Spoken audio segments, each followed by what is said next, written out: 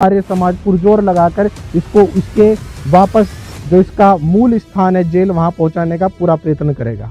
और अभी तो रुको, क्लाइमैक्स अभी बाकी। अब शिक्षित समाज है, अब देखना क्या होगा। आचार्य जी, रामपाल पहले से ही इस तरह के पाखंडवाद को फैलाता रहा है, लेकिन आर्य समाज ने अभी ये क्यों स्टेप उठाया? क्योंकि आर्य समाज के जो आचार्य थे उनके साथ उनके समर्थकों की बातचीत हुई, कहा सुनी हुई, उसके बाद ही आप क्यों जागे? उससे पहले क्यों नहीं जागे? नहीं, हम तो पहले भी जागे हैं और आपको शायद ज्ञान नहीं है कि ये जो 11 साल 12 साल जेल में रह करके आया है ये आर्य समाज की ही गतिविधियों का फल था, क्योंकि उसके पाखंड अंधविश्वास की जो उस समय पराकाष्ठा थी, चरम सीमा पर यह पहुंचा हुआ था। पूज्य गुरुवर श्रद्धेय आचार्य बलदेव जी महाराज के नेतृत्व में आर्य समाज ने बहुत बड़ा आंदोलन किया था और उस आंदोलन के फलस्वरूप ही ये पाखंडी दुराचारी 11 साल 12 साल तक जेल के अंदर रहा था। अब ये दोबारा आया है, चाहे सरकार की सह पर आया हो या अन्य किसी भी षड्यंत्रों के कारण ये समाज में आया है। अब पुनः आर्य समाज पुरजोर लगाकर इसको इसके वापस जो इसका मूल स्थान है जेल वहां पहुंचाने का पूरा प्रयत्न करेगा। क्या रणनीति बनाई गई है उसके लिए? हमारी रणनीति ये है कि हम आर्य समाज का जो प्रचार प्रसार है उसको तेजी से बढ़ाने का हम प्रयत्न करेंगे और प्रत्येक जिले में, प्रत्येक क्षेत्र में, गांव में हम जा करके अपने विचारों को फैलाने का प्रयास करेंगे। तो एक सभा में पहले मीटिंग में ये भी बात हुई थी कि उसको जो जमानत पे आया हुआ है या रिहा कर दिया गया है, उसको लेकर भी कोई रणनीति हम लिए वकील भी आपके साथ जुड़े हैं कुछ, उनके हम जल्द ही मुख्यमंत्री से हम मिलेंगे और मुख्यमंत्री से हम ये बात रखेंगे कि आप राम और कृष्ण के नाम पर आपकी सरकार आई है, आपने नारा लगाया था जो राम को लाए हैं हम उनको लाएंगे। आप राम और कृष्ण के नाम पर सरकार में विराजमान है, आपकी सत्ता राम के नाम पर है और ये पाखंडी दुराचारी रात दिन राम और कृष्ण को गाली देता है और आप राम के नाम पर आई हुई सरकार इसको कैसे सहन कर रही है? तो हम उनसे ये प्रस्ताव रखेंगे कि जो हमारे महापुरुषों को रात दिन गाली दे रहा है ऐसे दुराचारी को वापस जेल में डालने का कार्य सरकार करे और यदि सरकार नहीं करती है तो आंदोलन के लिए तैयार, हम सब तैयार हैं, उसकी जिम्मेदार फिर आगे सरकार ही होगी। क्या आपको डाउट है जी कि सरकार इनके साथ है? हाँ बिल्कुल, जैसी व्यवस्था ये कर रहे हैं, जैसा हमें देखने में मिल रहा है, जिस सह पर ये कर रहे हैं, बिना राजनीति या सत्ता के हस्तक्षेप के कोई इतना व्यक्ति इतना आतंक तो नहीं फैला सकता। कहीं ना कहीं किसी न किसी रूप में राजनीतिक पार्टियों का हाथ इसके सर पर है। आचार्य जी, इनके जो आश्रम है वहाँ पर सोशल मीडिया मैनेजमेंट लेकर के सारी चीजें की पूरी ब्रिगेड बनाई हुई है, उस चीज से कैसे निपटेंगे आप? उस चीज से देखो, इसने ब्रिगेड बनाई थी, आप खुद विचार करना, कोई भी वीडियो ये डालते थे इतना अभद्र शब्दों का प्रयोग करते थे, अश्लील शब्दों का प्रयोग करते थे। अगर कोई व्यक्ति इनके पाखंडी गुरु के विषय में बोल देता तो अगले दिन ही वीडियो आ जाती थी।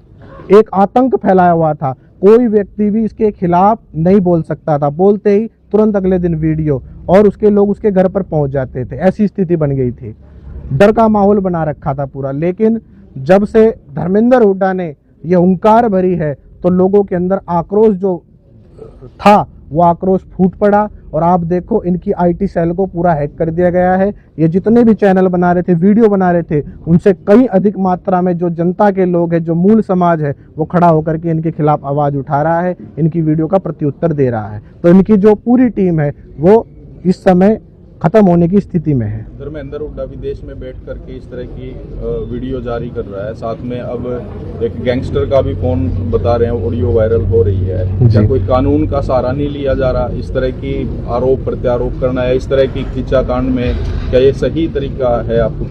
इस क्रोथा कांड का यही कारण था कि इस नकली महर्षि दयानंद की पोल खोल दी इस दास ने। समाचार पत्रों में उनके कति पोल खोल दी, उनके पास कोई विकल्प नहीं रहा आर्य समाज के आचार्यों के पास।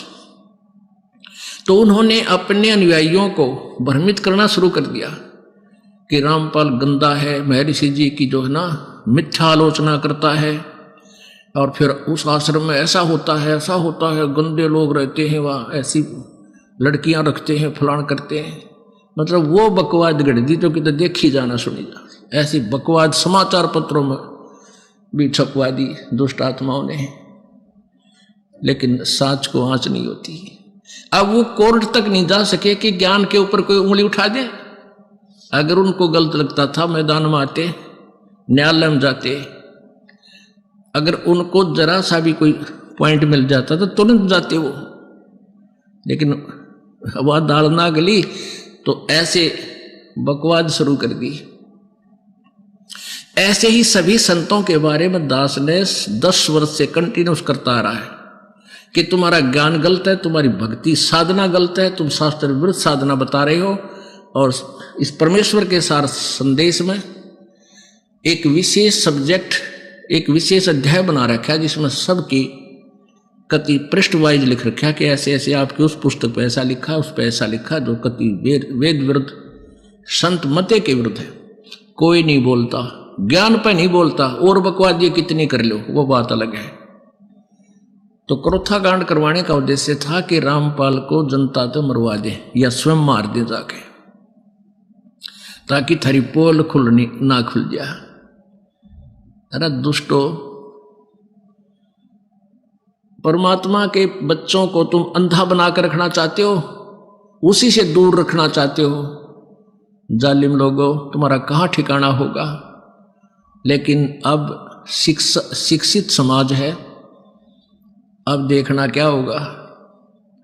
अब वो समय आने वाला है, दुनिया थूक क्या करेगी इन दुष्टों को। अरे निकम्मे, तुमने ऐसा जुल्म किया, हम 10 वर्ष पहले आ जाते शरण में, आज 10 वर्ष बाद आना पड़ा हमने तुम्हारे द्वारा की गई बकवादों को सच्चा मान के।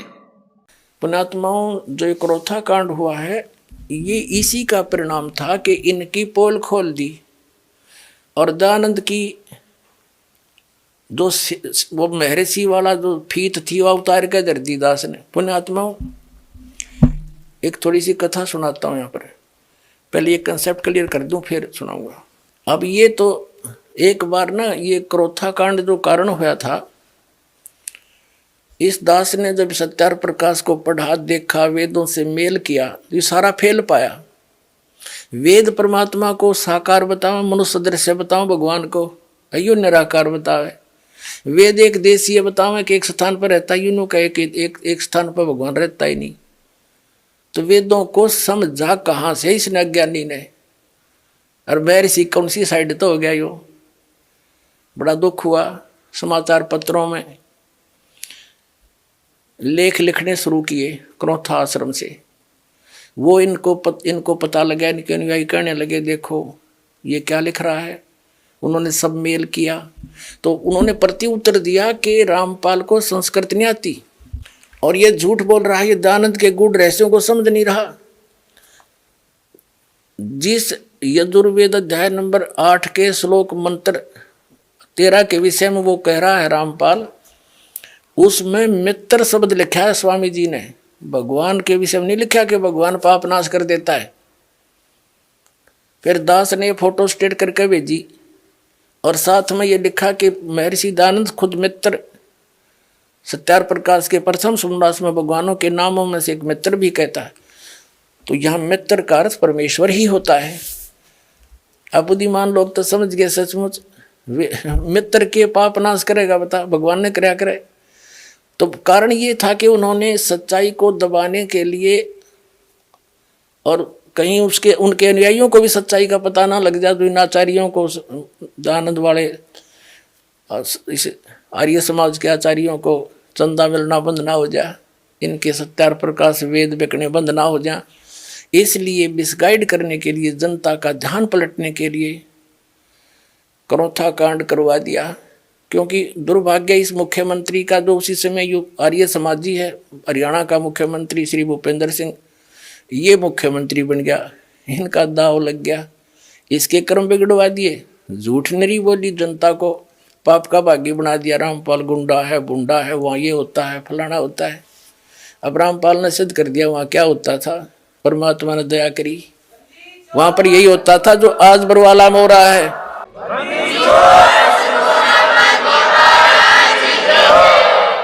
तो पुण्यात्माओं, इन्होंने ऐसा जुल्म कर रखा है, ये हितैषी नहीं है किसी जनता के। हितैषी होते स्वीकार करते कि भाई सच्चे गलती हो रही है, और प्रमाण दिखा रहा हूं फिर भी ना मानने देते।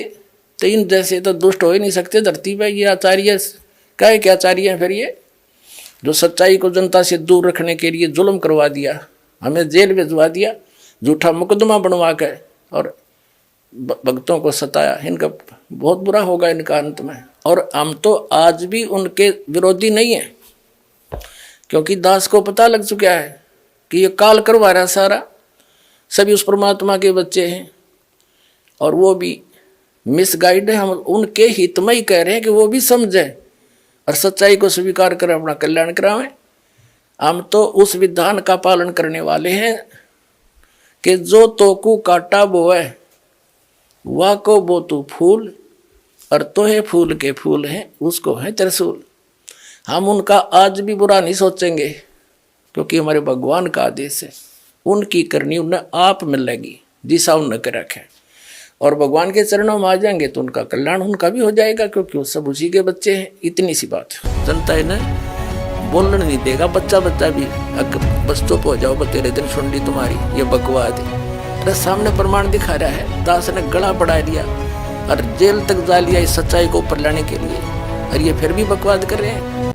और आपने हमारा इतना महिमा बढ़ाई, इतना हमने किया नहीं, आपका धन्यवाद। और आपका सेवक है, आगे भी करेंगे जितनी हमारे से बनेगी। गरीब किसान और मजदूर को दुखी नहीं होने देंगे जितनी हमारी सामर्थ्य हो। और गुरुजी वैसे तो मतलब सरकारें भी आश्वासन देती आई हैं, कहती भी आई हैं, लेकिन उन्होंने करा तो नहीं, भी गरीब और किसान को परेशान नहीं होने देंगे। लेकिन आपने बिना कहीं सब कुछ करके दिखा दिया। आपने ना तो वोट लेने ना राजनीति में हूँ, गारंटीड बात है, सिरे हम कह रहा हूँ। भगवान के बच्चे हैं, हम भगवान के नौकर हैं, सेवक हैं, उनके आदेश से हम करें। वो दे रहे हम आगे दे रहे। हमने धन के लिए मैं घर नहीं छोड़ा, मैंने तो परमार्थ के लिए लिखना हूँ। और सच्चा ज्ञान हमारा है।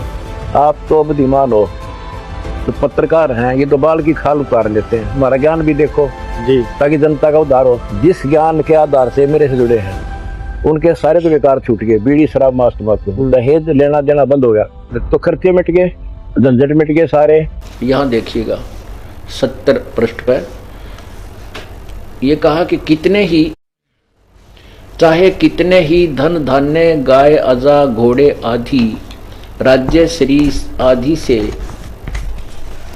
आदि से समृद्ध ये कुल हों तो भी विवाह संबंध में निम्नलिखित 10 कुलों को त्याग दे।